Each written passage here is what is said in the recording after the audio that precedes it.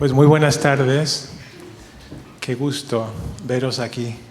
Estoy realmente emocionado de estar aquí participando en este encuentro.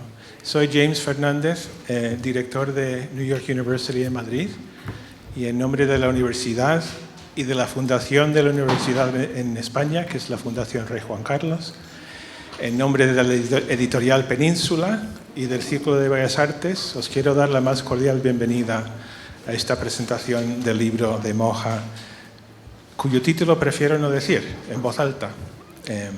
¿Por qué no?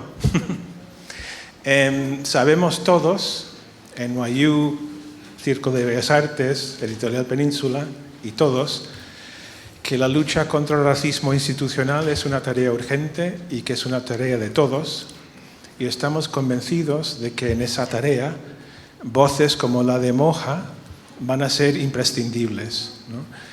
He pensado mucho leyendo el libro en la historia compartida entre España y Estados Unidos, tanto en la columna de racismo, que es una columna larguísima, pero también en la columna del antirracismo, ¿no?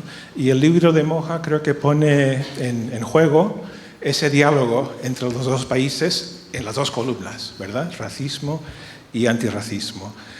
Por eso es un placer, un privilegio estar aquí, daros la bienvenida, presentar a Farah Di, que va a ser nuestra jefa. Tú ahora sí eres la jefa, moderadora. Farah es doctoranda de NYU, en Nueva York, amiga y colega, y que va a moderar la sesión y presentar propiamente a Moja y a Lucía. Así que muchas gracias y bienvenidos. Buenas tardes.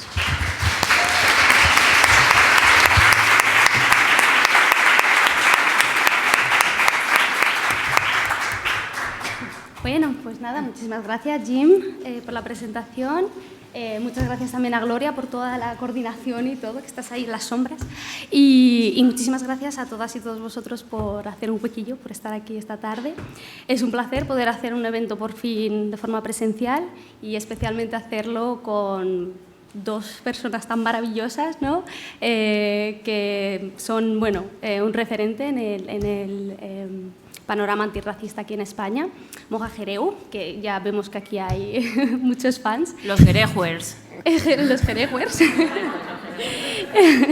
no lo decía, reventaban. Pues ya, es que te estaba viendo venir desde hace media hora, pero bueno. Querejos en toda regla. Y nada, es un, vamos, que vienen a los dos a hablarnos del primer libro de Moja, que como ya sabéis se titula ¿Qué hace un negro como tú en un sitio como este? Yo sí que puedo decirlo, espero.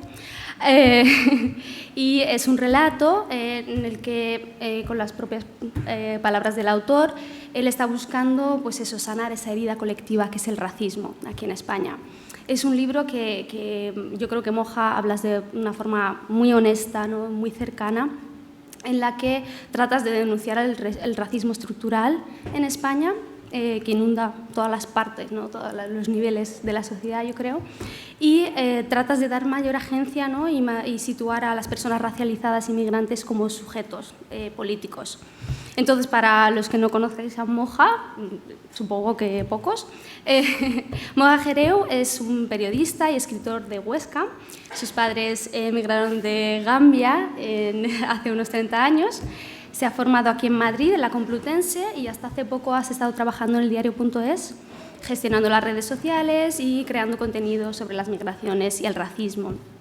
También has militado en So Racismo Madrid, donde has sido presidente durante unos años, y ha colaborado en el libro titulado en inglés Lasting Media, Migrant Perspective and the Public Sphere, y es orador en los campus de Siracusa y Stanford aquí en Madrid. Y entre muchas otras cosas, es autor del monólogo ¿Cómo sería mi vida si fuera un negro de película?, donde expones los estereotipos sobre la población negra desde el humor y la ironía, que es algo que creo que caracteriza bastante, ¿no?, tu estilo en el libro también. Lucía Pomío, por su lado, y tengo que decir que se va a tener que ir un poco antes del acto, ¿no? Pero bueno, vas a tener tiempo de sobra, yo creo, que para charlar con Moja. Es una persona muy famosa, muy ocupada, entonces... Famosísima, tiene demasiado... Me la está devolviendo. Total. Entonces, además de haber escrito el prólogo del libro, Es periodista también y es escritora, ha dirigido documentales, ha trabajado de reportera en Antena 3, en Televisión Española, en Telemadrid. También tiene una columna semanal en El País y colabora con otros medios escritos como Afronféminas, Mundo Negro, Pícara, eldiario.es, etc. También ha publicado 2 libros propios, que podéis también conseguir por ahí, Las que se atrevieron y más recientemente Hija del Camino, y ha participado en un tercer libro titulado Tranquilas, historias para ir solas por la noche. Y ahora les voy a dejar a ellos dos abrir esta primera parte del acto, charlar, ¿no? Luego, cuando se vaya Lucía, hablo yo un poco más con Moja y abriremos luego, pues eso, la discusión al resto de la sala, ¿vale? Gracias. Muchísimas gracias a ti por la presentación.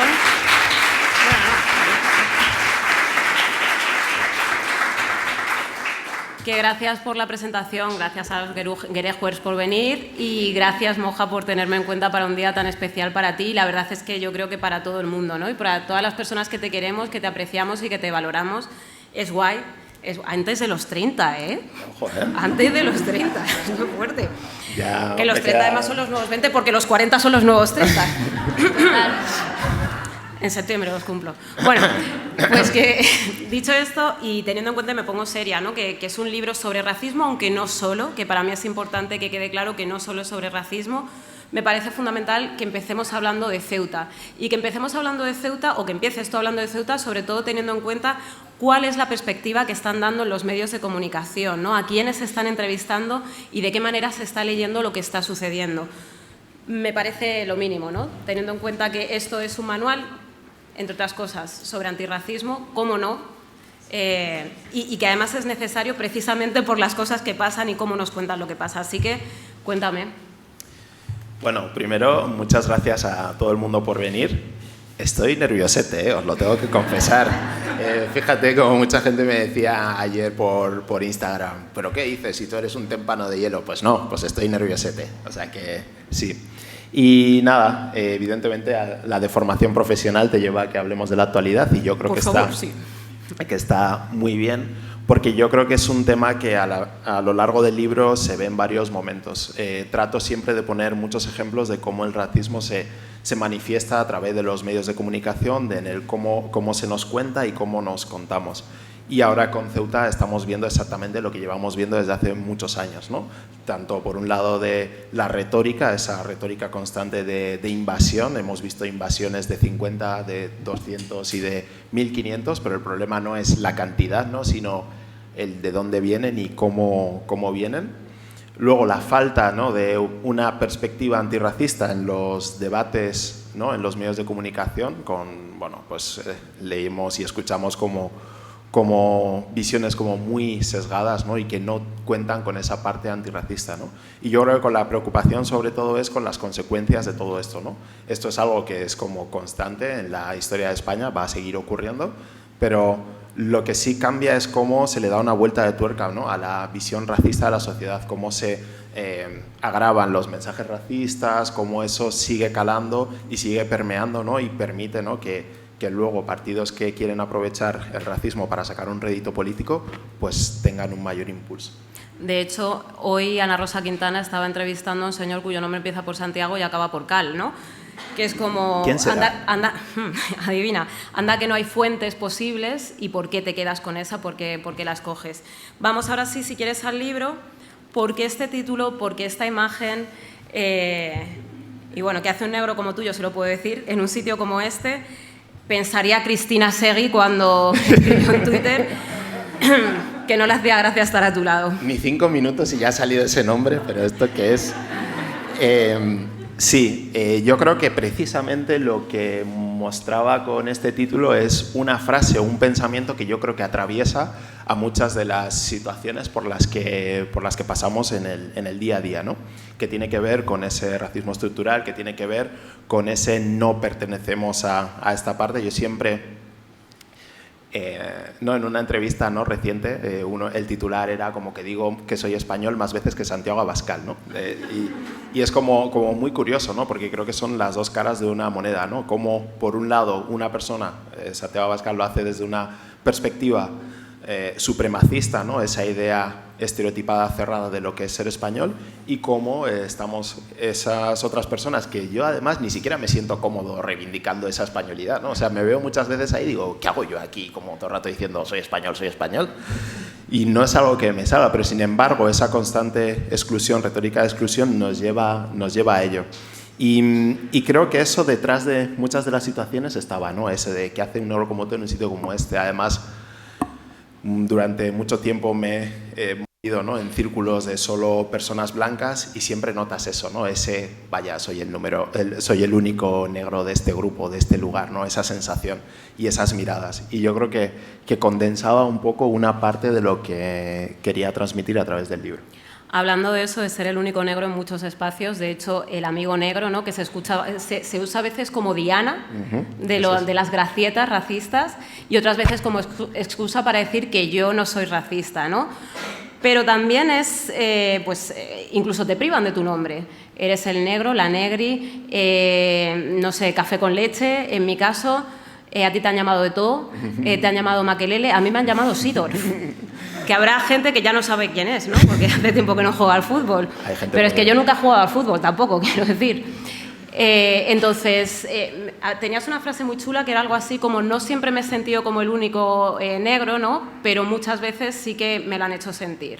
Sí, eso es. Yo creo que ese es un gran problema, ¿no? Y sobre todo creo que es una cuestión difícil de gestionar muchas veces en círculos de confianza, ¿no? Me refiero a círculos de amistad en los cuales muchas veces incluso tu personalidad, ¿no? Tu forma en la que se te lee dentro del grupo tiene que ver con tu condición racial, ¿no? Desde algo tan simple como el negro hasta que constantemente, por ejemplo, se hable de ti en términos de tu sexualidad, de que si tu pene, que si etcétera, o en términos de un mote que tiene más que ver con el hecho de que compartís el hecho de ser personas negras que con un parecido real, ¿no? Esto de que no sé, a una persona negra random digan, oye, es que te pareces a Will Smith o a Morgan Freeman, es como, vamos a ver, tengo 20 y pocos años, ¿quién hostias me voy a parecer a Morgan Freeman, no? Pero es como, solo conozco a dos negros, entonces pues te pareces a él, pues no, ¿no? Y como muchas veces la identidad dentro de los grupos de amistad o los grupos de confianza se sustenta en base a la condición racial.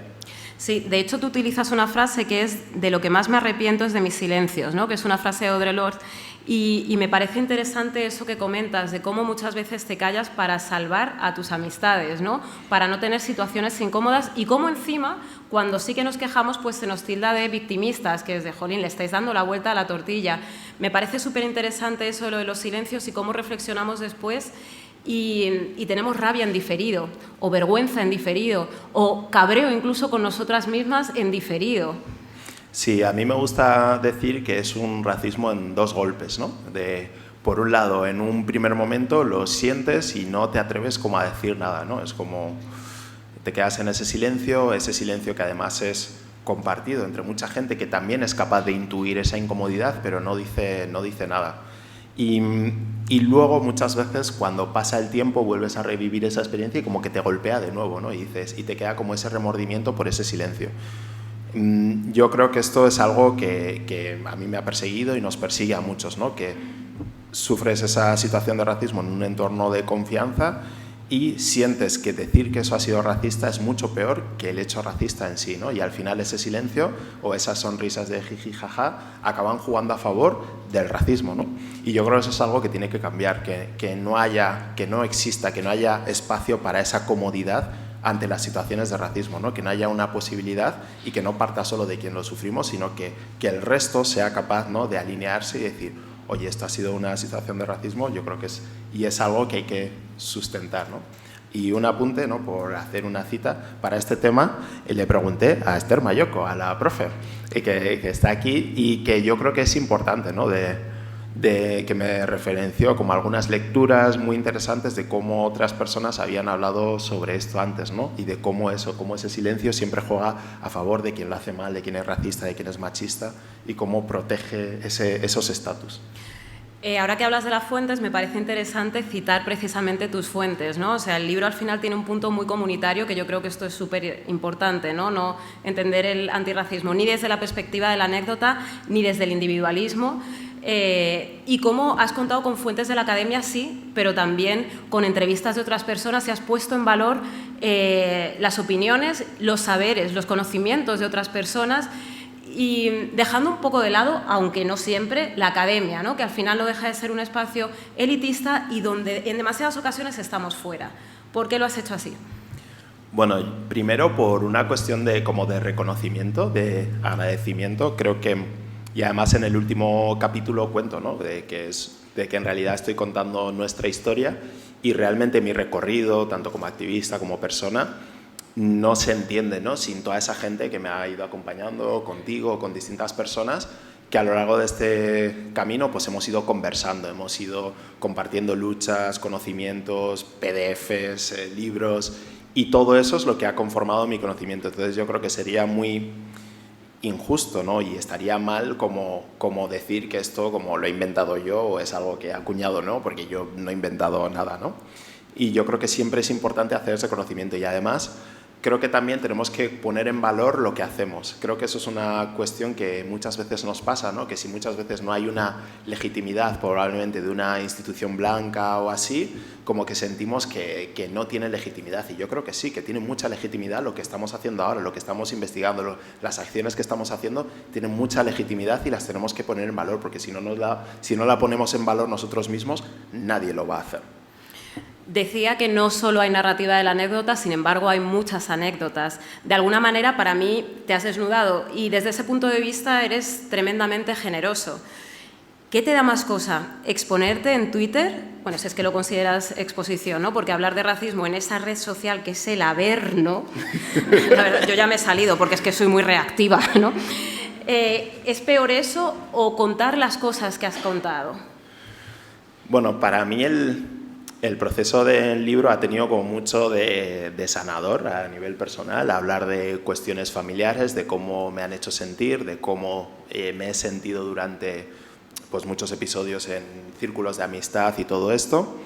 Para mí ha sido como complicado, ¿no? Además, quienes me conocen como muy de cerca, no suelo como abrirme mucho a nivel como muy personal. Y con este libro también trataba de reparar un poco eso, ¿no? De poner eso de una manera en la que sé que mucha gente también se reconoce, ¿no? Para mí, algo que me parece muy importante dentro de las capas que creo que tiene el libro es el reconocernos desde esa capa, ¿no? de unos sentimientos como muy profundos, de unas vivencias como muy profundas en las que nos encontramos. Y creo que eso era importante, ¿no? Y por eso lo he hecho como un ejercicio de generosidad, pero también sabiendo que esa generosidad pues va a tener como un seguimiento, ¿no? Va a permitir que otra gente pueda transitar por lo que está viviendo pues, con una compañía, con algunas respuestas de lo que le está sucediendo, que pueda servir, que no sea solo que yo lo he contado y ya está, sino que tiene un recorrido y que eso pues, va a tener un retorno para toda la sociedad, ¿no? No solo para mí. Narrativa a la anécdota no, o al menos no solo. De hecho, tú cuentas con un montón de datos. Yo antes lo he llamado manual porque resulta realmente utilísimo. Te has hinchado a currar, ¿eh? Sí, bueno, hay una parte como que al final he ido acumulando como muchísima información a lo largo de estos años. La primera vez que tuve la idea de escribir este libro fue como hace 4 o 5 años y menos mal que no lo escribí hace 4 o 5 años, o sea, thanks God, porque realmente no tenía la información que tengo ahora, las ideas que tengo ahora y creo que hubiera sido algo muy menos completo de lo que he podido hacer ahora. Sin embargo, a la hora de escribir este libro, pues sí que sentía que las piezas de todo lo que he ido recopilando y además como me he ido metiendo en muchísimos fregados de todo tipo, pues he ido acumulando mucha información de distintos lugares que me ha servido para trasladarlo aquí. Y yo creo que también está esa vena un poco periodística, ¿no? De ir como cogiendo de distintos lugares y que al final creo que también siento que puede servir, ¿no? Para que si una persona está igual escribiendo un tema o preparando un TFG, ¿no? Bueno, una cosa que espero es que a partir de ahora me lleguen menos mails de alumnos preparando sus TFG sobre racismo, lo cual es, o sea, pero es que es un verdadero problema, ¿no? Porque yo creo que, o sea, nos llegan tantos emails de TFGs porque no hay literatura centrada en España con datos sobre este asunto, ¿no? Entonces yo, a partir de ahora, cuando algún alumno me escriba pidiéndome una entrevista para el TFG, le diré, tengo un libro publicado, ahí tienes un montón de datos, puedes citar, haces la cita esa de, como dice, jereu.m 2021 y a correr, ¿no? Pero sí, creo que puede tener esa utilidad y ese recorrido mucho más allá. No obstante, el libro no solo habla de racismo, también hablas mucho de identidad. Y a mí eso me resulta apasionante, además, ¿no? Extranjero en tus dos tierras, no suficientemente ostense, no suficientemente gambiano, sin embargo, ostense y gambiano, y madrileño también. Sí, al final, como diría cierta dirigente, madrileños somos todos, ¿no? Imagino que no te habrás encontrado a tu expareja en ningún sitio, ¿no? Madrid. Bueno, total. Mi libertad para responder a la pregunta. Si quieres, luego nos tomamos unas cervezas. Unas cañas.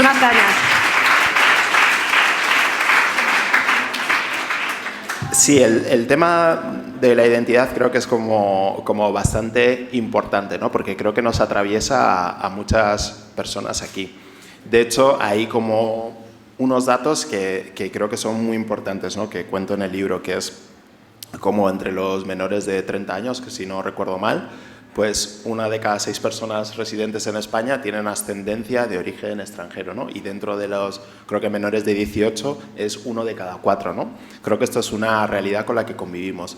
Y yo creo que muchas veces crecemos con ese sentimiento de que nuestras identidades están en conflicto, ¿no? Que siempre tenemos que ir eligiendo. Yo me he sentido siempre que tenía que elegir, ¿no? Hay uno de los títulos uno de los capítulos del libro que habla de ¿te gustan blancas o negras? ¿No? Siempre como esa dicotomía, el tener que elegir siempre. Y por eso también trato de insistir mucho en esta idea en las entrevistas, etcétera, ¿no? De cómo esas identidades constantemente se nos ponen en conflicto. Pero ese conflicto parte, entre otras cosas, de ese racismo estructural, ¿no? Que nos hace ver una cultura, una identidad como la buena, como superior, en este caso la que tiene que ver con Europa, con lo blanco, y otra identidad, en este caso la que tiene que ver con lo negro, con lo africano, como la identidad inferior, ¿no?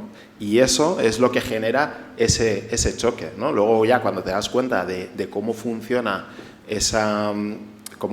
digamos, ese choque, cómo es impuesto y cómo no es algo que te salga natural, siempre, o sea, cuando pongo el ejemplo ese del mafe y de la tortilla de patatas, es un poco por eso, ¿no? Es como llevarlo como algo, un ejemplo muy, muy suave, pero que ayuda a entender ese conflicto que en realidad es inexistente, ¿no? Que tiene más que ver con las estructuras de poder que nos hacen ver unas identidades, unas culturas como superiores y otras como inferiores.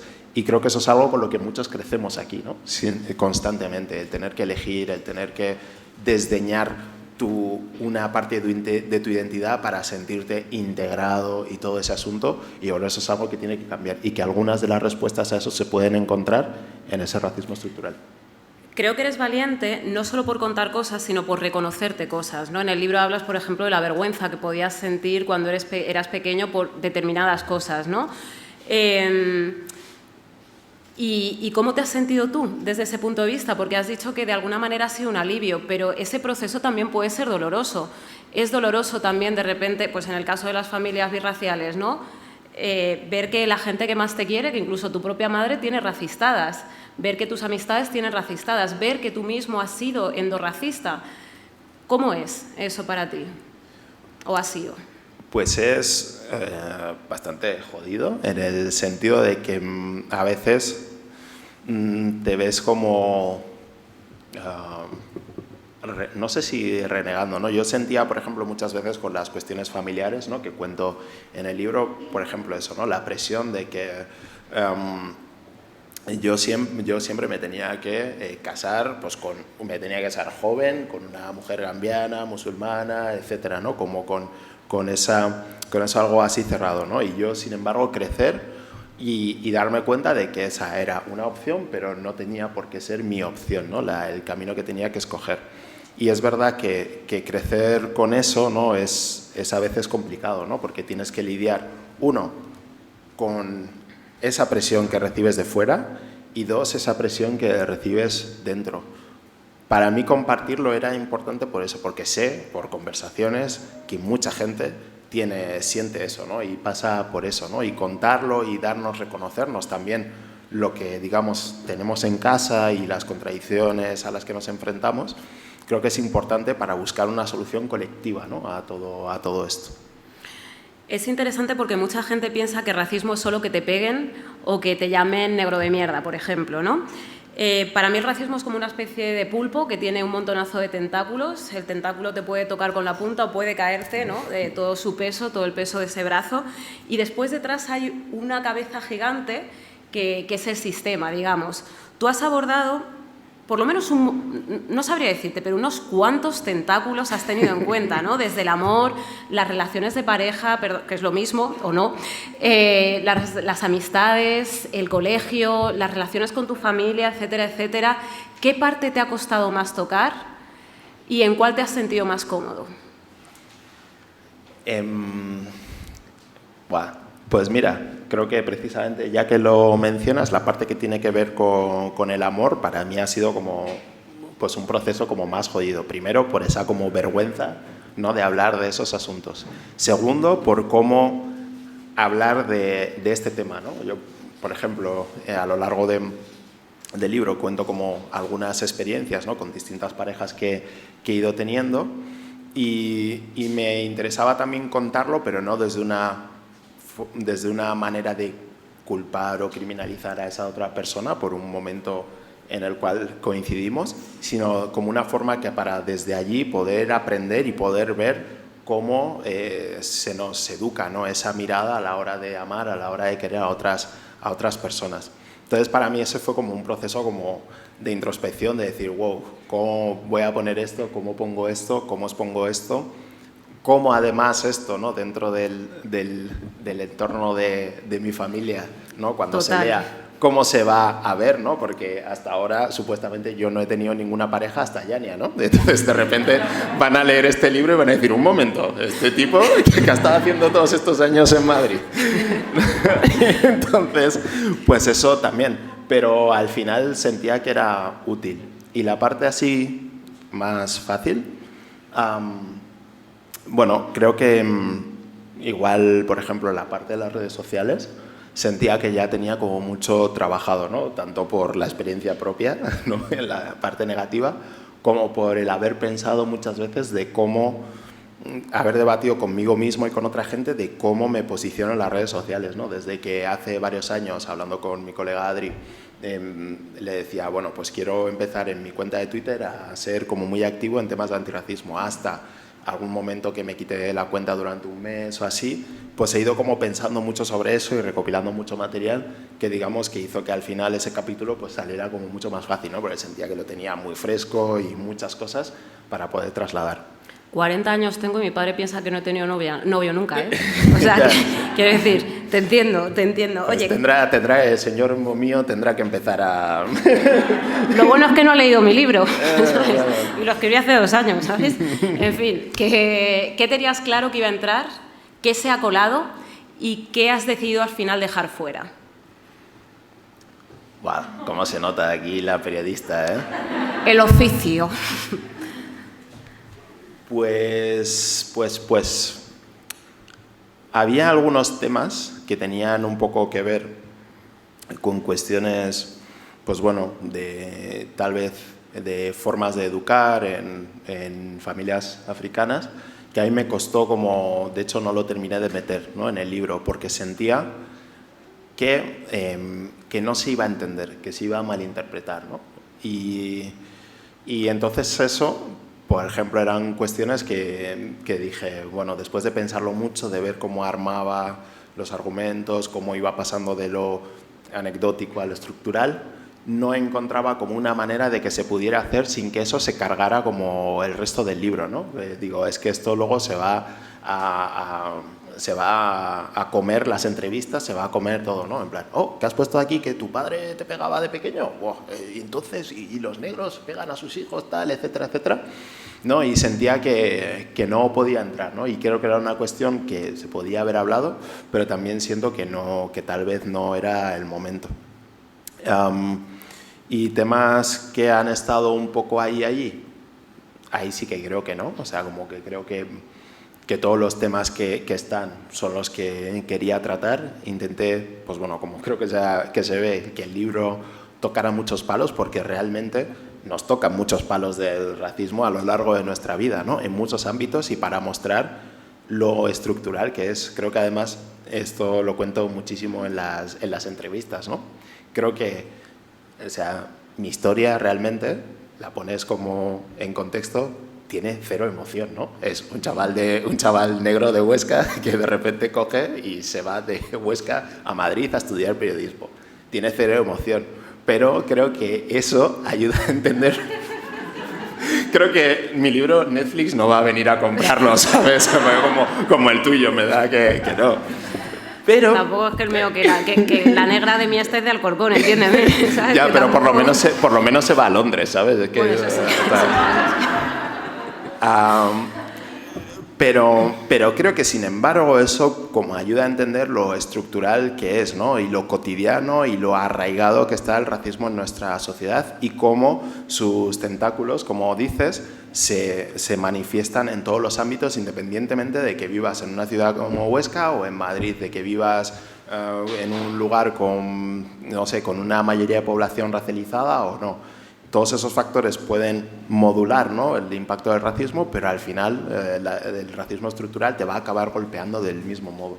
Y hablando de racismo estructural, el ius sanguini es una pasada, ¿no? El ius sanguini, el derecho de sangre, que suena un poco a estirpe de vampiros, ¿verdad? Totalmente. Que provoca que haya gente que nace a 5.000 kilómetros que tiene la nacionalidad española, y que gente que nace en Huesca no.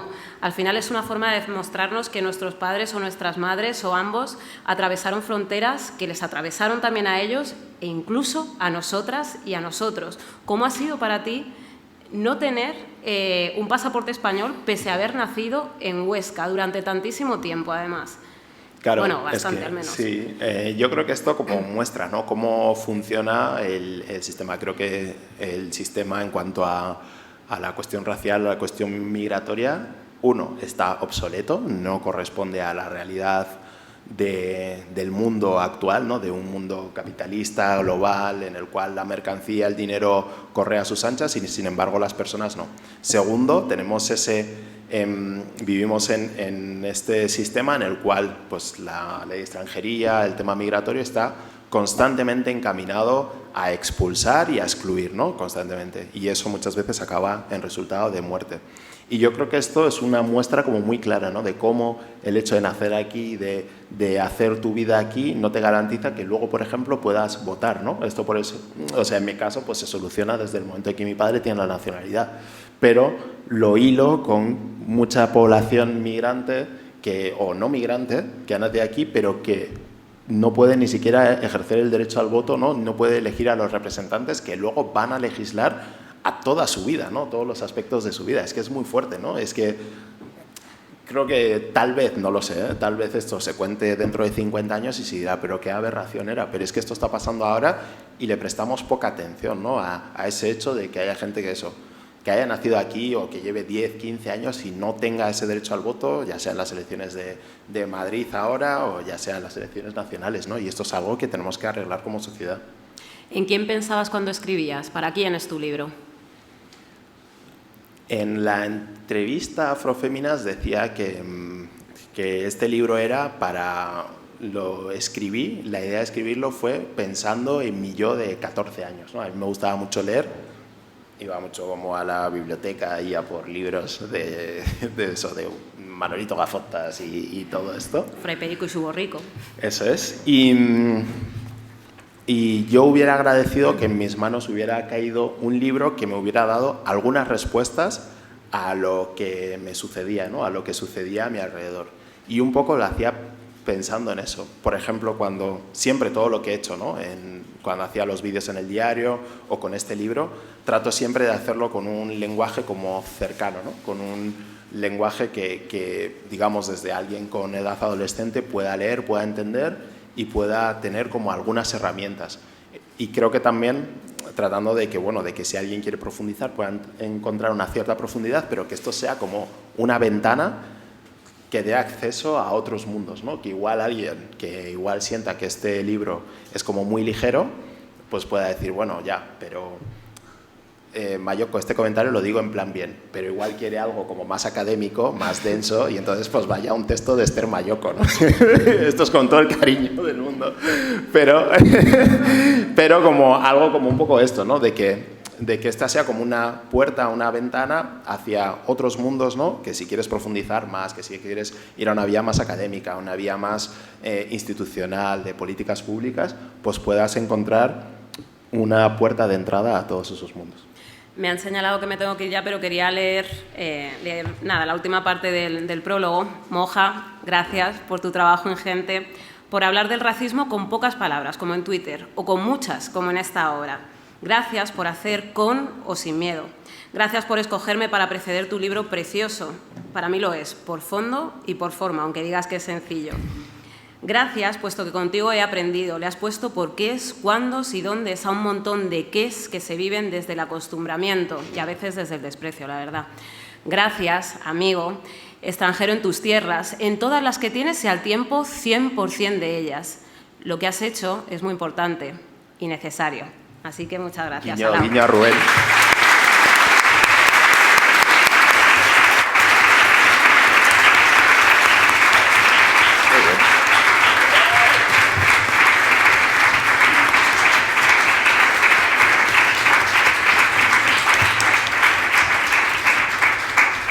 Voy a intentar irme discretamente. Muy bien.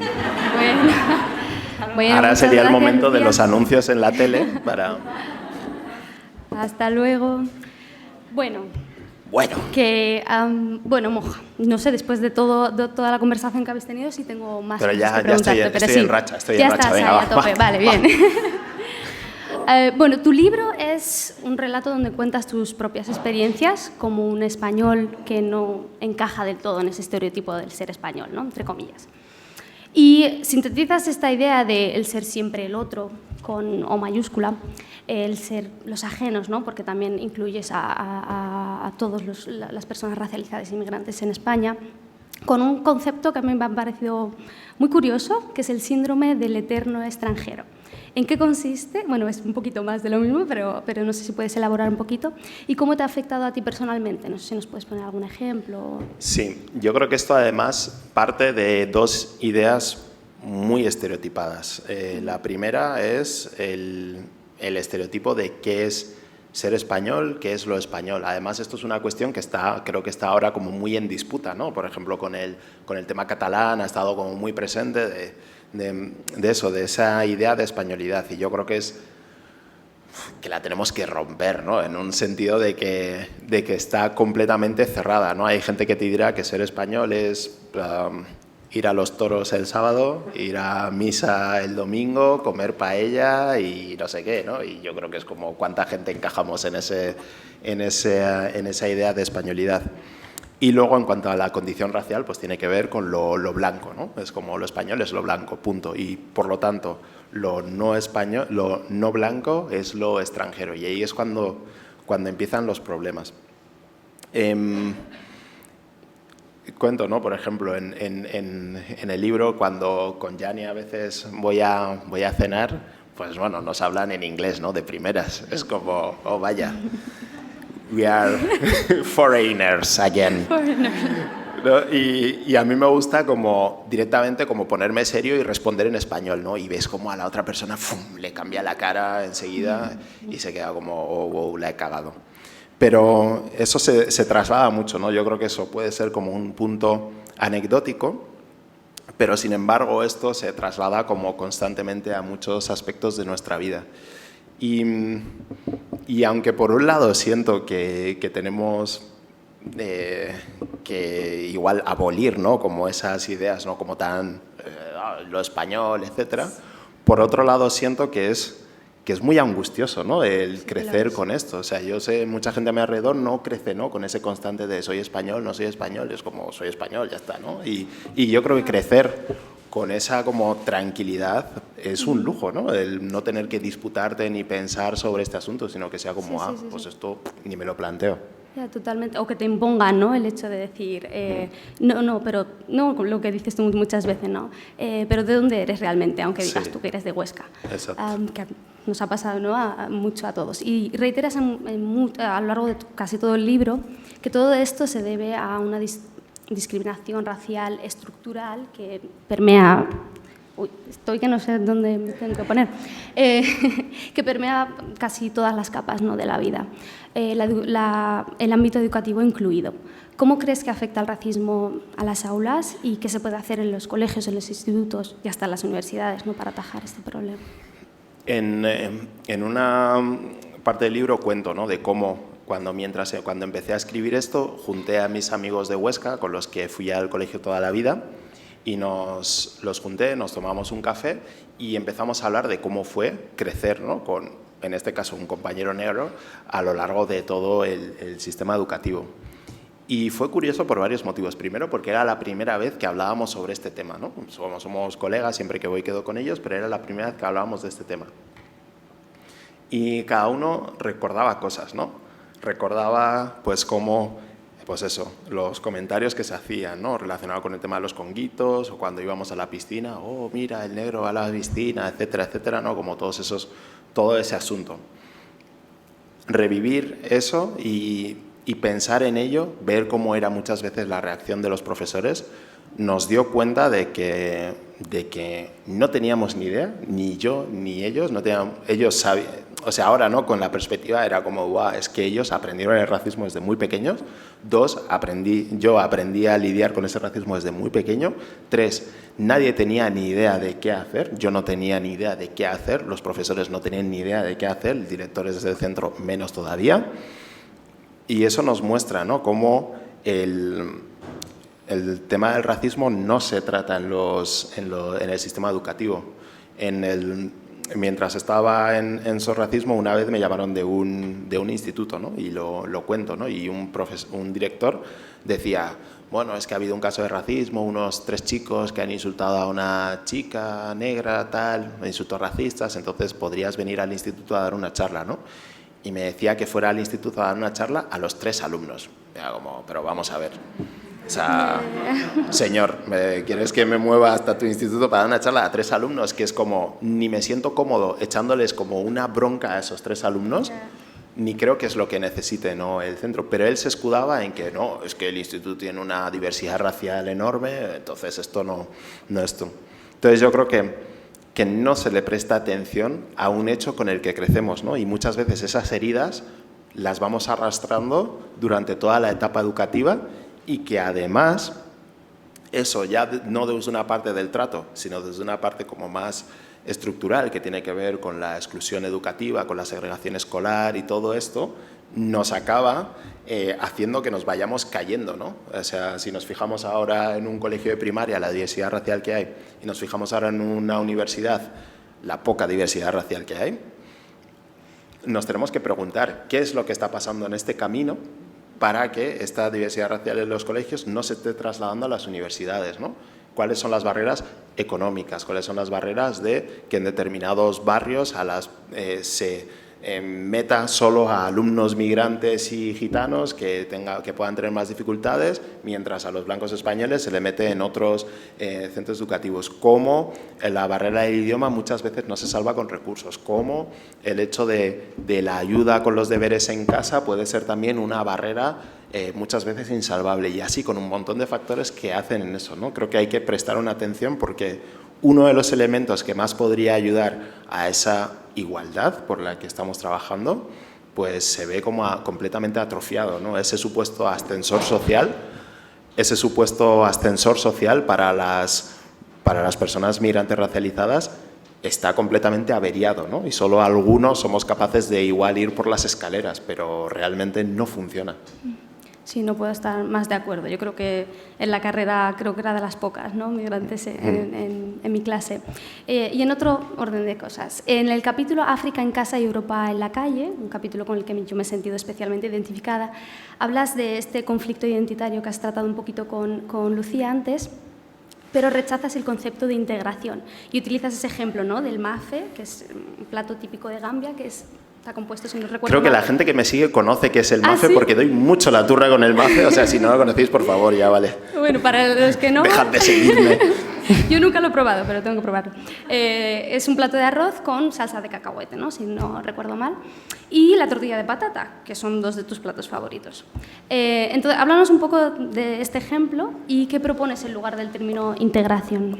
Sí, creo que durante mucho tiempo nos han colocado la integración como la salvación a todos los problemas, ¿no?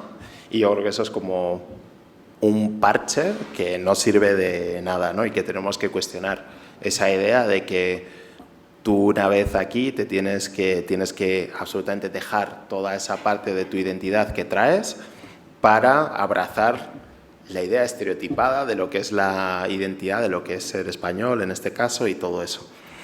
Y esto nos lo han colado desde las ONGs y todo esto, ¿no? Cómo se sanciona, cómo se castiga esas pues, prácticas, a veces son religiosas, a veces tienen que ver con culturales, cómo se castiga, ¿no? Constantemente y se hace ver como lo inferior, por esa cuestión de poder que comentaba antes.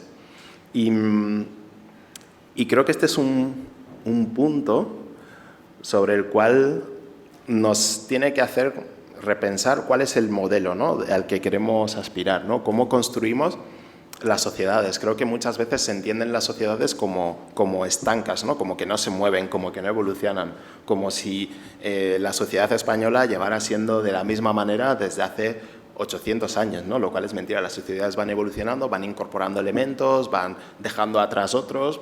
Pues hoy en día los toros siguen formando parte de la cultura española. Esperemos que dentro de unos años deje de formar parte de la cultura española, ¿no? Para abrazar otro tipo de cuestiones. Pues yo creo que eso, ¿no? Que cuando entendemos que nuestra sociedad va evolucionando e incorporando distintas perspectivas, prácticas, etcétera, pues ahí podremos conformar, ¿no? lo que queremos ser como sociedad. Y está claro que lo que queremos ser como sociedad pasa por entender las distintas realidades que tienen que ver con la migración, con la condición racial, que nos atraviesan a la sociedad española, ¿no? Si no, vamos a seguir como perpetuando esa superioridad, ¿no? Esa dominación entre la cultura española como lo inamovible, a lo que hay que aspirar, y lo otro como, bueno, lo que se borra una vez entras a este territorio. Y es como, no tiene por qué ser así, ¿no? La sociedad que construyamos pues tiene que partir de esa base como de igualdad, ¿no? Y que decir, bueno, pues si... O sea, hay muchas cosas como muy absurdas, ¿no? Por ejemplo, el hecho de que estando el continente africano a 14 kilómetros de aquí, haya esa constante, ¿no? Negación a todo lo que venga pues, del norte de África, que está sustentado, ¿no? Desde hace tantos siglos y que se sigue viendo en cuestiones culturales, ¿no? En las cuestiones de la comida. Es súper extraño, ¿no? Que no se considere, por seguir con los ejemplos culinarios, ¿no? Que no se considere el cuscús como un elemento más de la gastronomía española, ¿no? Es como totalmente absurdo cuando por número de personas, etcétera, es una cuestión muy española, ¿no? Pero se sigue, ¿no? Viendo desde esa dominación. Pues eso trasladado, ¿no? Ya a cuestiones como más estructurales de cómo, pues ahora con lo que estamos viendo en Ceuta, cómo constantemente se considera a Marruecos como un otro, como un etcétera, pues se sigue trasladando a día de hoy. Pues sí, estoy totalmente de acuerdo. Y hablando de... No sé si estoy en plan... ¿Me oís bien, no? Vale, perfecto. Hablando de esta idea de influencias, ¿no? Y mezclas, y creo que voy a hacer esta pregunta sobre todo por mis compis de por aquí, ¿qué impacto crees que ha tenido el movimiento Black Lives Matter en Estados Unidos, de Estados Unidos aquí en España? Y si tiene más repercusión ahora con los recientes casos de George Floyd. Sí. Bueno, la frase como premisa, ¿no? Para vender el libro es la de sabemos que existe el racismo en Estados Unidos, ahora sepamos qué es lo que ocurre en España, ¿no? Y eso evidentemente tiene un motivo, ¿no? Porque aquí, para hablar de racismo aquí en España, se necesita que ocurra una desgracia en Estados Unidos, si no, pasando, ¿no? Y yo me acuerdo durante el verano pasado, cuando el asesinato de George Floyd, pues tanto yo que di entrevistas como gente de distintas organizaciones, constantemente era como, bueno, el racismo de Estados Unidos, y era como, sí, el racismo de Estados Unidos estamos como totalmente en contra y apoyamos todas las reivindicaciones de Black Lives Matter, pero en España se está dando estas prácticas de esta manera, tal, era una constante, ¿no? Y era agotador ver a compañeros y compañeras en las ruedas de prensa, en las comparecencias, una y otra vez teniendo que traer como el foco, que es como, evidentemente no que lo condenamos, evidentemente que estamos en contra, pero hablemos, ¿no? Y pongamos el foco en lo que está ocurriendo aquí. Yo creo que eso ha ayudado a que, el movimiento Black Lives Matter ha ayudado a que, bueno, se impulse el conocimiento antirracista. Y yo creo que esto es algo como que con cada movimiento de este tipo creo que se empuja un poco más a realizar un conocimiento antirracista en muchos ámbitos, en redes sociales, en libros, etc. Creo que muchos libros, ¿no?, que se están publicando y que se van a publicar ahora, en parte nacen, ¿no?, de que en aquel momento varias editoriales dijeron, oye, tenemos que escribir algo sobre racismo, vamos a ver, ¿no? Y ahora hay compañeros que están como trabajando en ello y se está aprovechando esa ola. Pero corremos el riesgo de que ese conocimiento antirracista, eso como mayor conciencia que vamos como adquiriendo en la sociedad, que yo creo que sí que es cierto, sobre todo viendo como a la gente joven, ¿no?, como que vienen como con 14 años ya te citan a Angela Davis, que es como, por favor, yo no sabía ni nada de eso a esa edad, pero creo que corremos un riesgo de que si eso no se acaba transformando en acciones, ¿no?, organizaciones, iniciativas que vayan encaminadas, ¿no?, a transformar, ¿no?, a luchar contra ese racismo estructural, pues se va a generar una brecha enorme, ¿no?, de una población como cada vez más politizada, pero una sociedad que sigue reproduciendo las mismas lógicas racistas sin un cambio, ¿no? Entonces, todo esto, estas olas las tenemos que aprovechar en eso, ¿no?, para generar iniciativas, propuestas que hagan cambios tangibles, estructurales en nuestro día a día, ¿no?, porque si no, no va a servir de mucho. Sí, totalmente. Y muchas veces no tomamos como referente Estados Unidos, pero hay cosas compartidas, como esta, por ejemplo, ¿no?, que para mí por lo menos parece imposible hablar y bueno, también lo hablas tú en el libro, hablar de musulmanes sin mencionar el terrorismo, algo que no hemos podido conseguir aquí tampoco, o hablar del Islam sin asociarlo directamente con lo árabe, cuando sabemos que hay árabes que no son musulmanes, como es mi caso, o que hay musulmanes que no tienen por qué ser árabes, como es el caso de tu familia, ¿no?, y lo cuentas en el libro. ¿Qué problema hay ahí? ¿Cómo podemos solucionarlo? Porque... Sí, mira, igual esto con la pregunta anterior de Lucía podía haber salido, ¿no? Para mí este capítulo fue como bastante complicado de cómo abordar, ¿no? Porque yo decía, vale, ¿cómo puedo abordar la cuestión de cómo me ha atravesado el ser musulmán durante mucho tiempo, cómo esa parte de mi identidad me ha ido acompañando y cómo eso se ha ido percibiendo a lo largo de la sociedad? Y es como muy curioso, ¿no?, porque creo que como una persona negra muchas veces no se asume, ¿no?, como que seamos musulmanes, ¿no?, en ese caso. Y eso, ¿no?, como luego trataba de unirlo, ¿no?, a todo, pues bueno, pues toda la islamofobia que recae excesivamente pues sobre la población magrebí, etcétera, y cómo eso, ¿no?, acaba siempre desembocando en temas de terrorismo, en temas de radicalización, como lo llaman ahora, y todo esto, ¿no?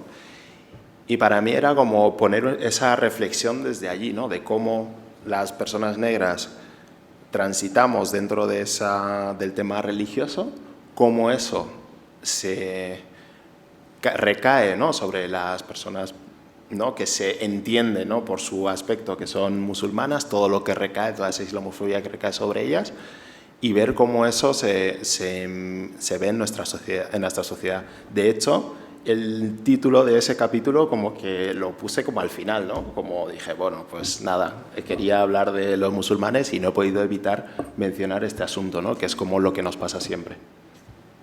Pues sí, totalmente de acuerdo. Y esto también se utiliza, ¿no?, como arma política en muchas ocasiones. En un punto dado dices que el racismo siempre ha sido el corazón de la extrema derecha, pero el antirracismo no siempre está en el corazón del antifascismo. Pero vemos, al mismo tiempo también vemos que muchas personas blancas, españolas, ¿no?, de izquierdas, no se sienten del todo identificadas con la lucha antirracista. Y sin caer en las propuestas, ¿no?, que los culpabilizan. ¿Qué podemos hacer para que tomen agencia, ¿no?, y que no sean espectadores simplemente, sino que realmente estén activamente participando? Me encanta esta pregunta, porque voy a poder dar cera al gobierno. Sí, yo creo que esto es como la esencia de muchas de las cuestiones que nos atraviesan ahora y que ahora mismo con la situación de Ceuta lo estamos viendo, ¿no? De cómo un gobierno progresista está hablando que si de llevar al ejército, que si está hablando de si está haciendo devoluciones en caliente, que si está legitimando a través de los medios de comunicación de sus comparecencias ese racismo institucional al que ellos dicen que combaten, pero que sin embargo, ¿no? Cuando se llega al gobierno, pues es como, bueno, es que es muy complicada, ¿no? La cuestión esta de las fronteras y los migrantes. Y al final el resultado es este, ¿no? Que pasan los años y las políticas en materia migratoria no tienen una diferencia, ¿no? Gobierne el Partido Popular y gobierne el PSOE. Ahora mismo, en los últimos meses, tenemos el caso de la regularización, que no ha salido adelante con un gobierno progresista, ¿no? Una medida que podría haber estado destinada a que mucha gente no estuviera abocada a una mayor exclusión. Tenemos el tema de las citas de extranjería absolutamente colapsado y que es un problema del gobierno, que no pone los recursos para que la gente pueda, ¿no? mantener como su situación con el NIE, etcétera. Ahora, con el tema de la frontera sur, lo que ha estado pasando en los últimos meses con Canarias, ¿no? Cómo se ha convertido las islas en una cárcel, ¿no? Todo esto está ocurriendo bajo el paraguas de un gobierno progresista, el más progresista de la historia, ¿no? Y ahora esto nos ayuda como a entender cómo, a pesar de que, en este caso, la extrema derecha tiene claramente siempre, da igual en qué lugar, en su corazón, el racismo, aquí lo tenemos como muy claro. Sin embargo, la izquierda o quien se denomina antirracismo no tiene, ¿no? como el antirracismo en el corazón, ¿no? de sus políticas. Esto en el día a día pues nos tiene que servir, ¿no? para señalar una cosa, que el antirracismo no es una cuestión que solo se tenga que decir, ¿no? es algo que se tiene que hacer, es algo que se tiene que demostrar con hechos, ¿no? Y yo creo que mucha gente, ¿no? dentro de la izquierda automáticamente entiende que por ser de izquierdas ya es antirracista. Es como, no, eso lo tienes que demostrar con las acciones, con las propuestas que estás llevando a cabo. Allí no se podrá decir que ese antirracismo es real, si no, pues no es nada, ¿no? sino al contrario. Totalmente. Y una pregunta un poco relacionada con esta, y creo que va a ser la última para que podáis hacer preguntas el resto de la sala. Llevas años, por no decir toda la vida, luchando activamente contra el racismo en España y dando voz a los silenciados, ¿no? A los que no pueden defenderse muchas veces por no tener los medios o directamente o por miedo, ¿no? Porque están indocumentados, etc. ¿Qué crees que se puede hacer para dar voz a esos grandes silenciados? Bueno, yo creo que hay varias cuestiones. La primera, de cómo cuando hacemos como ese dar voz, ¿no? de dónde parte eso, ¿no? Creo que parte de esa constante exclusión en muchísimos niveles, ¿no? A planos artísticos, culturales, ¿no? En los cuales, no sé, que haya sido... O sea, si nos paramos a pensar, en uno de los capítulos hablo, que es el capítulo del primer negro que, la primera persona negra que, hablo de cómo esos logros individuales, ¿no? que muchas veces vamos obteniendo muestran el fracaso de un sistema, ¿no? Y es como, pues, por ejemplo, con el hecho de que Netflix haya comprado los derechos de la serie, del libro de Lucía para convertirlo en serie, ¿no? Y que sea como la primera serie hecha por personas negras en España. Es una alegría, ¿no? Y es una alegría para esto, pero realmente muestra el enorme fracaso de este sistema, ¿no? De que, wow, que hasta 2021 no hemos podido hacer como una producción de este tipo, pero sí. ¿En qué mundo estamos viviendo? Entonces eso, ¿no? Ver cuáles son las dinámicas de exclusión que hacen que no tengamos esa voz en materia artística, cultural y en muchos aspectos. Yo creo que una parte importante de este libro tiene que ver con el reconocernos como sujetos políticos, ¿no?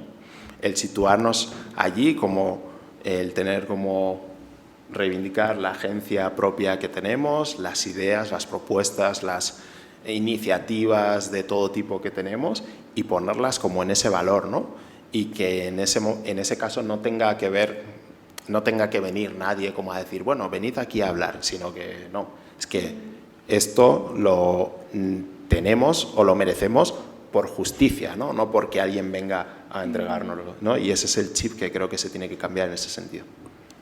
pues genial, muchísimas gracias por todas las brillantes respuestas. Y ahora no sé si me puedes ayudar, Gloria. Vamos a pasar a preguntas del público, no sé si tenéis, supongo que sí, porque sois Herewers, como ha dicho Lucía. Mira, para allá. La Coca-Cola cero.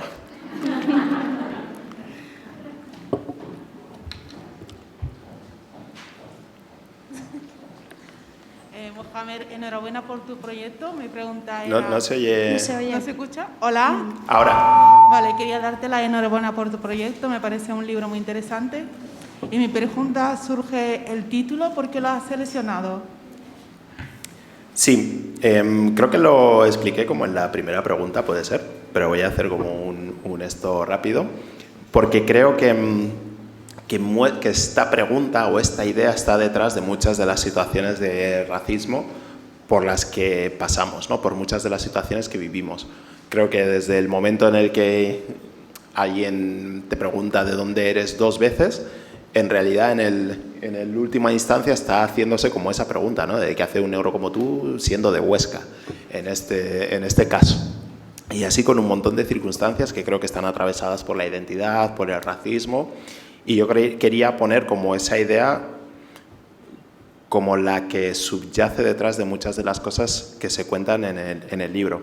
Además, con la portada, cuando me explicó Pablo Del Can, que es quien ha diseñado la portada, pues él trató de trasladar eso, ¿no?, a la idea de la portada en el sentido de, bueno, que es mi libro y que llega alguien, ¿no?, y dice, ¿qué hace un negro como tú en un sitio como este?, ¿no?, que es un poco lo que hizo Cristina Seguí en Twitter, ¿no? Pues es igual, ¿no?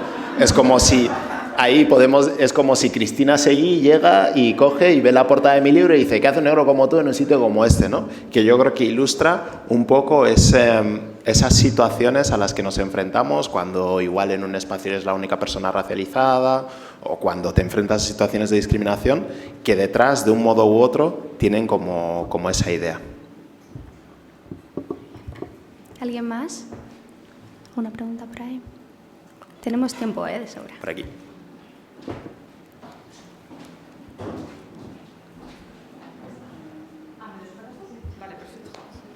Me siento importante, así que me sujeto.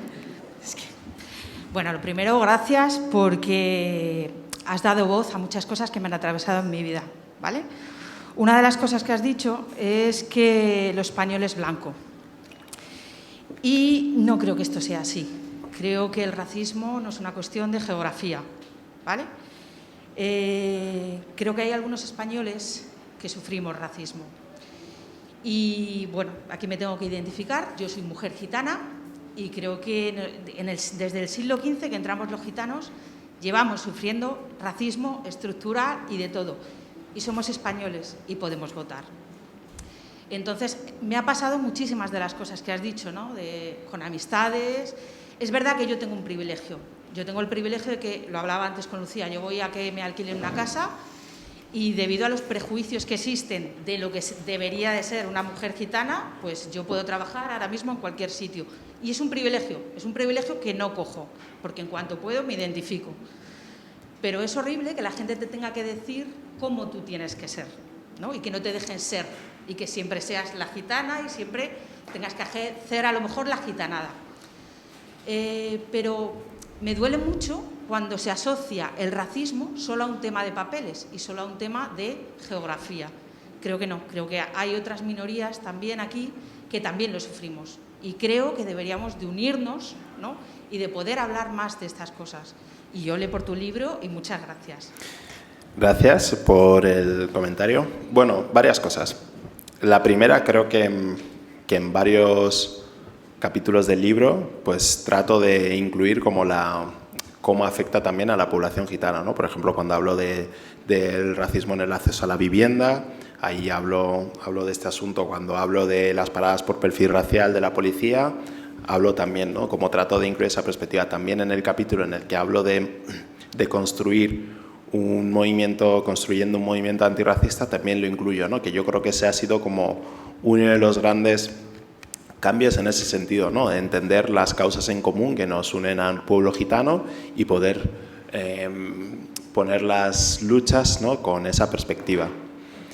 De hecho, creo que que muchas de las cuestiones, ¿no?, que cuento a través del libro tienen que ver con el separar, ¿no?, el racismo solo de la condición migratoria, ¿no?, que era lo que absolutamente copaba el antirracismo hasta hace unos años, ¿no? Se entendía todo el rato que el racismo era solo de las personas migrantes y que, por lo tanto, es todo lo que estaba ahí fuera, pues no sufría racismo, ¿no? Y yo mismo, ¿no?, cuando entré a SOS Racismo, esa fue como una de las cosas con las que con distintas compañeras, Paula Guerra, Ricardo, etcétera, pues teníamos como ahí en mente, ¿no?, de ampliar como esos conceptos. Y sí, o sea, estoy totalmente de acuerdo en que tenemos que entender, ¿no?, buscar esas sinergias, ¿no?, esos puntos en común de nuestras luchas, ¿no?, para unirlas, ¿no?, eso, en el sentido del acceso a la vivienda, en la segregación escolar, en el acceso a distintos derechos fundamentales. Ahí tenemos que estar, en las paradas por perfil racial, ahí tenemos que estar y buscar esos puntos en común. Y evidentemente, si no, la lucha antirracista, si no incluye la lucha del pueblo gitano, pues va a ser siempre incompleta, ¿no? Y así que tenemos que tenerlo ahí. Y creo, por añadir una cosa, que no solo dices que no es una cuestión geográfica, sino también de color de piel, ¿no? Porque también hablas de rumanos, ¿no?, que pueden, pues eso, ser perfectamente, pues eso, blancos y sufrir racismo igual. Entonces sí, cuando leas el libro sí que verás que... Sí, sí, también, sí. también, por eso quiero decir... Sí, sí. Claro, cuando Claro. es que, o sea, cuando hablamos de este racismo, que creo que es algo importante, ¿no?, es señalar de cómo son distintos factores, ¿no?, los que acaban cayendo en ese racismo, ¿no?, que hay veces que el color de piel tiene algo como un mayor de presencia, otras veces la cuestión migratoria, otras veces tiene que ver con la etnia, otras veces tiene que ver incluso con los idiomas, etcétera, y cómo eso como va modulando, ¿no?, nuestra experiencia con el racismo.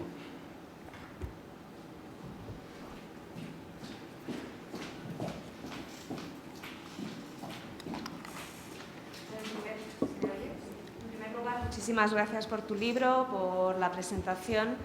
Una de las cosas que comentabas era la palabra integración. Y dentro de este marco, a mí me sonaba más a la idea de la asimilación. Yo llevo trabajando durante mucho tiempo este aspecto porque yo siempre he tenido también dos culturas y para mí la palabra integración ha sido muy cercana cuando intento integrar todas mis identidades en mí misma, ¿no?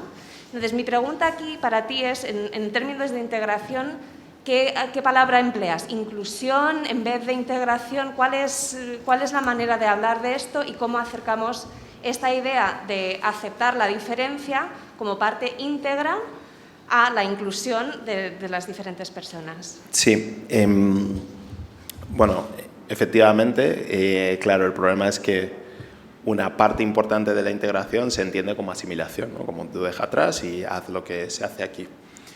En el libro pues abordo, ¿no?, el tema de la inclusión. Realmente esa parte como yo mismo no la tengo como del todo clara, ¿no? O sea, no sé si se está empezando a trabajar como en algún modelo que hable de cómo queremos construir nuestra sociedad. Sí que es cierto que yo tengo como claras como algunas ideas, ¿no?, de que no se tiene que entender, ¿no?, desde una superioridad de una cultura a otra, ¿no?, sino que puedan construirse desde esas distintas identidades, del buscar puntos en común, de entender que nuestras sociedades no son estáticas, sino que se van moviendo y van cambiando. Y es verdad, ¿no?, que yo creo que el capítulo del libro pasa más por cuestionar lo que tenemos en este sentido como proponer, ¿no?, como un nombre, como un modelo concreto, ¿no? Pero sí que creo que aporta, ¿no?, a ese debate que creo que tenemos que tener como sociedad de a ver cómo estamos construyendo nuestras sociedades y cómo las vamos a ir construyendo en un futuro, ¿no? Así que, a ver, creo que lo tendremos que debatir. Bueno, nada, darte la enhorabuena de nuevo y también las gracias porque yo creo que hay que ser muy valiente para desnudarse así en una sociedad tan racista, ¿no?, como es esta, y hacerlo con la valentía que lo has hecho. Y un poco mi pregunta va un poco en la línea de que hacía antes la compañera, ¿no?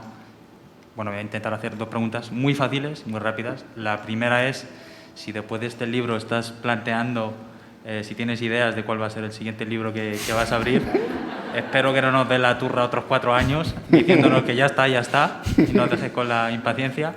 Y la segunda va un poco en la línea del contexto en el que estamos, tan irrespirable, ¿no?, de esta atmósfera que la verdad es que es imposible desconectar de ella, ¿no? Y va un poco en línea de lo que decían antes, ¿no?, de cómo en un contexto, ¿no?, como el que vivimos ahora, tan beligerante, tan racista y tan tóxico, no estamos encontrando los espacios, las diferentes comunidades para organizarnos y para confrontar, ¿no?, este racismo que nos va a acabar comiendo. Y entiendo el contexto de la pandemia, ¿no?, que nos impide, pues bueno, al final este espacio es dentro de lo que cabe. Yo es la primera vez que me reúno en un espacio con tanta gente, desde hace ya ni lo recordaba. Pero más allá de eso, que es algo totalmente anecdótico, ¿qué es lo que nos pasa a las comunidades o qué tenemos que hacer, ¿no?, para volver a sentarnos y reconstruir un movimiento desde las personas racializadas para confrontar todo lo que nos viene y lo que ya nos está viniendo encima, ¿no? Sí. Sobre la primera pregunta, no lo sé. Ahí está Oriol, editor, así que habrá que tener una conversación con él. No, pero sí, o sea, a mí me interesa seguir escribiendo, ¿no? Me interesa también, desde que el año pasado hice como la traducción del libro infantil de Bebé Antirracista, como que esa idea también me mola, no sé si en algún momento se trasladará o no, pero es una idea que me interesa, ¿no?, de que tratar de que ese conocimiento antirracista lo empecemos a tener desde que somos muy pequeños. Y respecto a la pregunta que tú dices, creo que hay una nota para el pesimismo y una nota para el optimismo. La nota para el pesimismo tiene que ver con una cosa que nos han dicho siempre, ¿no?, cada vez que hemos denunciado el racismo, cada vez que hemos sufrido como situaciones de racismo, que es lo que nos dicen siempre de, bueno, pero los que no somos racistas somos más, ¿no? Y es como, pues no se nota, ¿no? Es como, si somos más, ¿por qué no se está notando, no? Y yo creo que eso trasciende, ¿no?, a las comunidades racializadas que sufrimos ese racismo, ¿no? Yo creo que el clic está en hacer esa activación, esa acción antirracista que mucha gente no siente, ¿no? Creo que una de las cosas más importantes es que el racismo sea incómodo, ¿no?, que nos haga sentir incómodos, ¿no? Hay mucha gente que está muy tranquila, ¿no?, como viviendo como, bueno, sé que hay racismo ahí al lado, pero como yo no soy activamente racista, pues ya está, ¿no?, me quedo allí, ¿no? Y yo creo que no, que eso tiene que cambiar, ¿no?, y que no puede existir esa comodidad en un sistema racista, ¿no? La gente no tiene que estar como estamos nosotros, ¿no?, como siempre buscando formas y tal, pues tiene que estar así, ¿no?, como diciendo, oye, es que tenemos que acabar con este asunto. La nota para el optimismo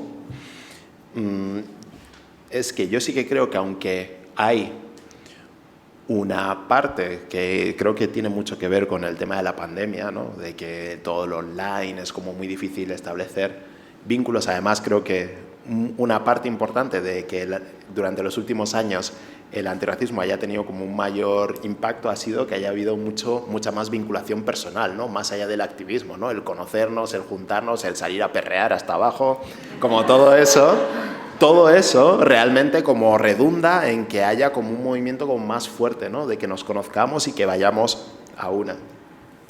Y yo creo que eso, en parte por la pandemia, es algo circunstancial que va a cambiar y va a seguir.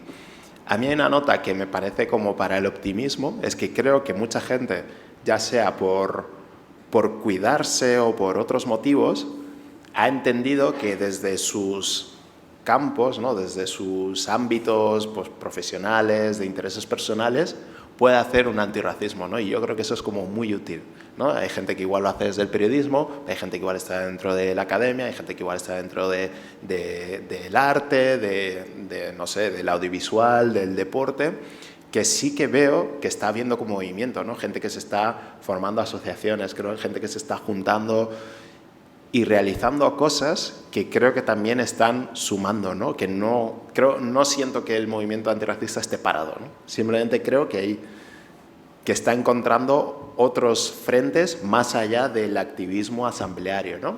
que creo que no tenemos que dejar y que tenemos que retomar lo antes posible, pero que a mí también me parece como muy bien que desde, no sé, desde el humor, o no, que veo aquí a Timbo y la Mine y así, desde el humor, desde distintos ámbitos, se pueda, ¿no?, atacar, ¿no?, ante ese racismo estructural, pues un antirracismo transversal, ¿no?, que nos ayude, ¿no?, a proponer soluciones en todo.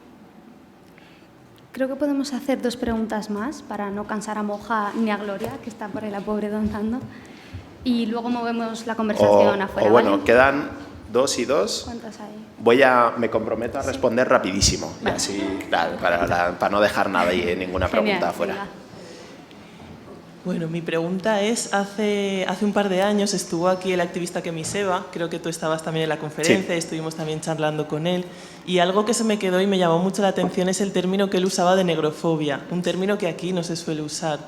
Entonces mi pregunta es si crees que es importante a veces separar la negrofobia del racismo, y también si realmente crees que deberíamos empezar a veces a hablar más en esos términos, las personas negras afrodescendientes.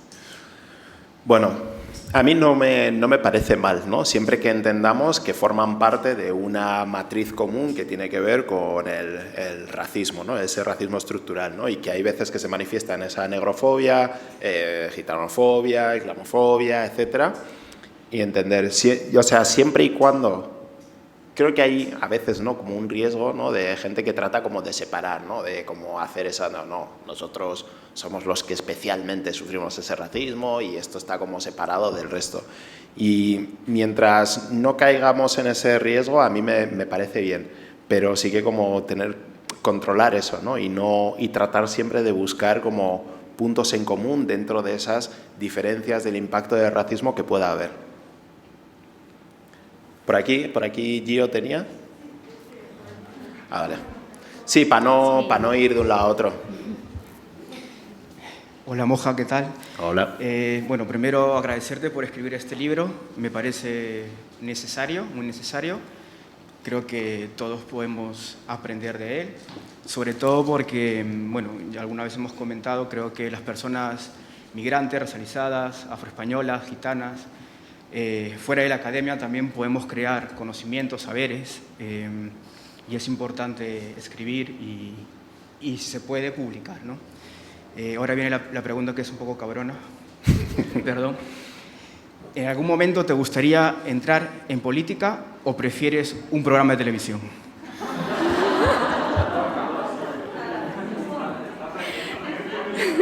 Seguridad, por favor. Seguridad, llévense a este individuo, por favor.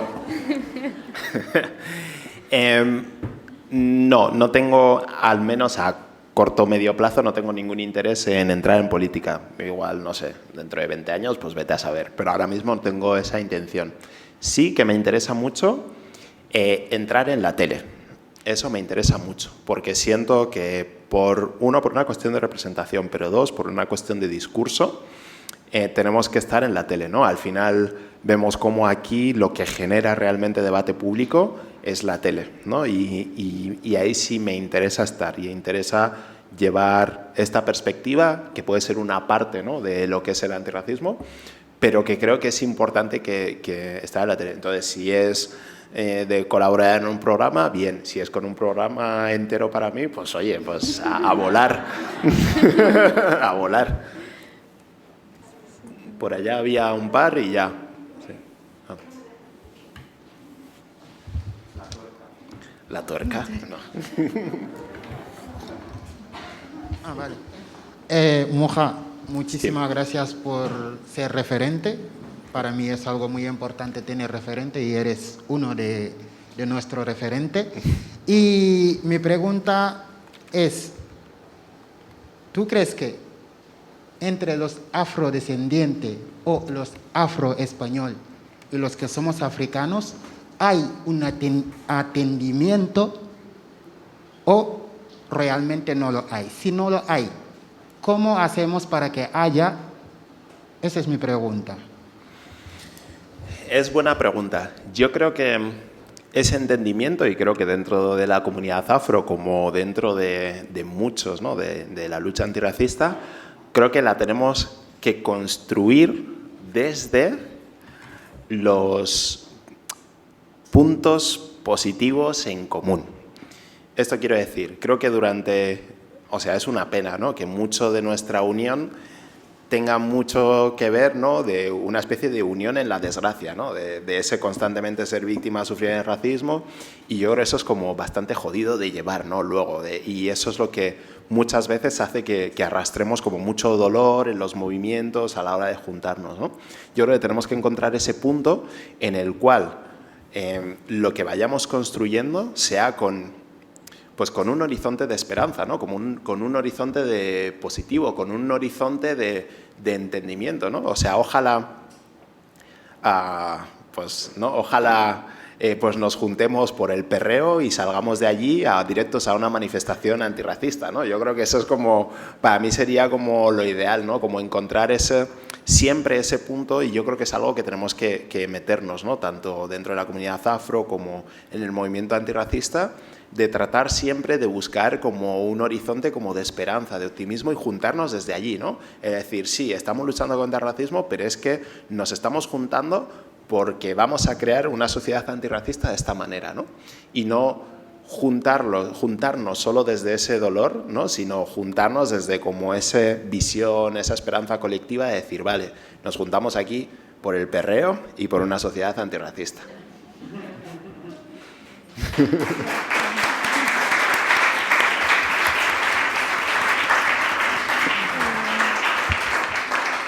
Tengo 3 preguntas todavía. ¿Quieres contestar? Terminamos. Vale, No hay tiempo. enhorabuena, Moja, por el libro. Te voy a hacer una pregunta muy sencilla, yo creo que te va a gustar. Si no te has quedado con las ganas de escribir un capítulo hablando de la NBA en el libro, porque muchas veces cuando hacemos aprendizaje en el racismo, por ejemplo, por mi caso, por temas de idiomas y esto, que no suele leer, por ejemplo, libros académicos que hablan sobre el racismo, ¿no? Dentro de la NBA, con los libros, las historias, también la gente desarrolla un conocimiento sobre el racismo. La pregunta es, si no te has quedado con un poco las ganas de hablar un poco ahí.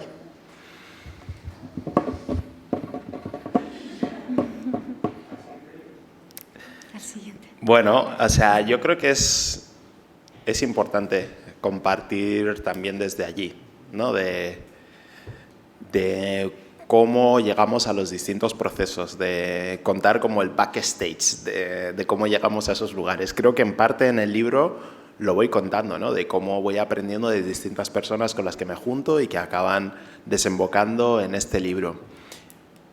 Pero es cierto, creo que por ejemplo, Rubén se ha ido, ¿no?, pero Rubén como que tenía como un poco la idea de escribir como libros que sean como guías, ¿no?, de cómo aplicar a un proyecto para que tu proyecto artístico pues sea subvencionado por X instituciones, o cómo hacer una película, ¿no?, como ese un poco backstage. Y sí, yo creo que tenemos que empezar a compartir eso, ¿no?, porque otra gente, ¿no?, pueda como animarse, y dos, otra gente que igual no tenga interés en leer el libro, o porque no quiera o porque no pueda, pero pueda encontrar otras vías, ¿no?, para acercarse a ese conocimiento antirracista, ¿no? A mí es algo que siempre como me ha preocupado, ¿no?, como decir, bueno, ¿cómo trasladamos este conocimiento antirracista como algo popular, ¿no?, como un producto popular, que sea, digamos, para las masas, ¿no?, por decirlo de alguna manera? Y allí tenemos que buscar la forma, sí, o sea que, no sé, igual en un futuro, who knows.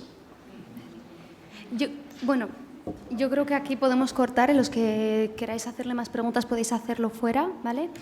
Porque tenemos media hora para aquellos que queráis comprar el libro. Podéis hacerlo justo nada más salir a la izquierda y que Moja os lo dedique o lo firme. Eso es. Y nada, pues Moja, muchísimas gracias por escribir este libro que nos representa a tantos, ¿no?, y tantas. Y nada, y ojalá consigas muchísimas cosas con ello, que estoy segura. Muchas gracias por haber venido.